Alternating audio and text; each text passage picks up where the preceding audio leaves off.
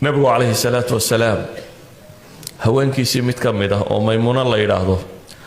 ayuu wuxuu yidhi maymuuna adigu maka ku dhiman maysid adigu meesha lagugu aasayaa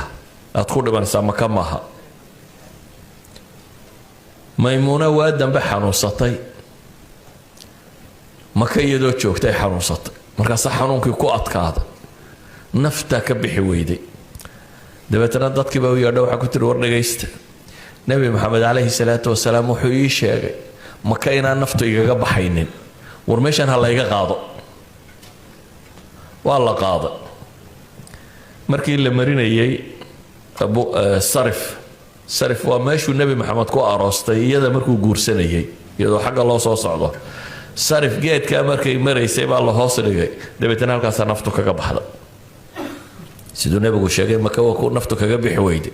markii laga saarayna halkii loo sheegay bay naftu kaga baxday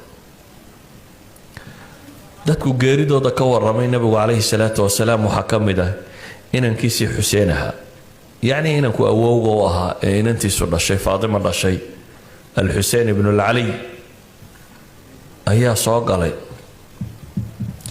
wuxuu leeyahay nabigu calayhi salaatu wasalaam isagoo haweenkiisii mid ka mida la jooga laqad dakhala calaya albayta malakun lam yadkhul calaya qablaha maanta waxaa iigu soo galay guriga malag aan weligii hore igu soo gelin malagii ii yimi buu nabigu leeyahy wuxuu ii sheegay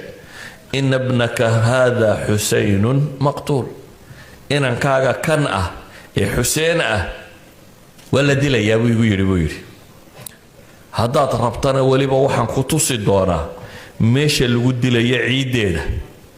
dabeetana ciid cas bay tusay buu nabigu yidhi calayhi salaatu meeshuu nabigu jooga ma aha ciid cas ma leh malag baa yimo wuxuu ii sheegay inankan aan awowga ahay in la dili doono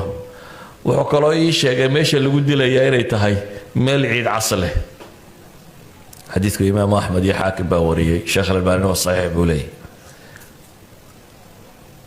hijradii nabiga 60 sano kadib ayaa la dilay xuseen waxaana lagu dilay maxay karbala meeshan ay shiicadu imika isku tuntunto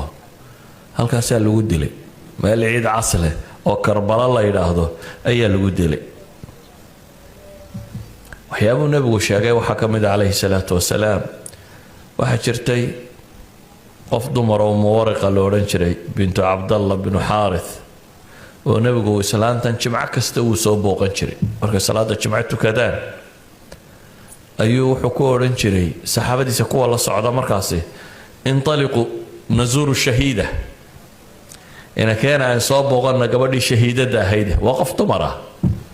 waxaanu nabi maxamed leeyahay waa shahiidad ee aan soo booqanayna keena islaantani nabiga waxay ku odhan jirtay calayhi salaatu wasalaam ilaahay rasuulkiisiiyo